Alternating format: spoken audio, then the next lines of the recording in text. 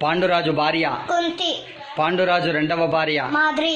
శ్రీకృష్ణుని చెల్లెలు సుభద్ర, ధృతరాష్ట్రుని భార్య గంధారి, గాంధారి అన్న శకుని, శకుని నాన్న సుబల మహారాజా, సుబల మహారాజు రాజ్యము గాంధార, పాండవుల రాజధాని ఇంద్రప్రస్థం, కౌరవుల రాజధాని హస్తినాపురం, ద్రౌపది నాన్న ద్రుపద మహారాజా, ద్రౌపది అన్న దృష్టద్యుమ్న, ద్రౌపది అక్క శిఖండి, భీష్ముని తల్లి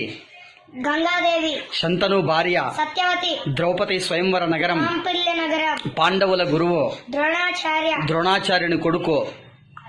అశ్వత్థామ, దుర్యోధనుని చెల్లెలు దుశ్చల, హస్తినాపుర ఆస్థాను గురువు కృపాచార్య, కృపాచార్య చెల్లెలు కృపి, కృపి భర్త ద్రోణాచార్య, విరాటరాజు భార్య సుదేష్ణ, విరాటరాజు పుత్ర ఉత్తర కుమార, ఉత్తర కుమార చెల్లెలు ఉత్తర, ఉత్తర భర్త అభిమన్యు, అభిమన్యు నాన్న అర్జున, కుంతి దాసి పేరు ప్రియోవర, గాంధారి దాసి పేరు సుక్కద, కర్ణుని తల్లి కుంతీదేవి, ద్రుపద మహారాజు పుత్రి ద్రౌపది, కర్ణుని గురువు ద్రోణాచార్య, కర్ణుని గురువు పరశురామ ప్రభు, అర్జునునికి పాశుపతాస్త్రాన్ని ఇచ్చినది ఈశ్వర,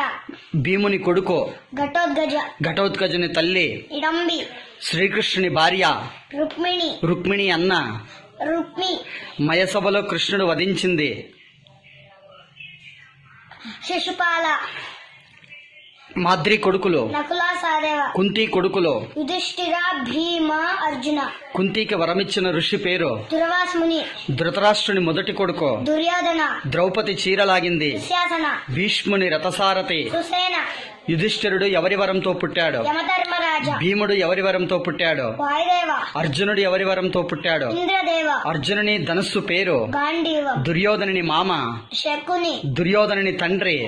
ధృతరాష్ట్ర, హస్తినాపుర మంత్రి విదుర, అజ్ఞాతవాసంలో అర్జునుని పేరు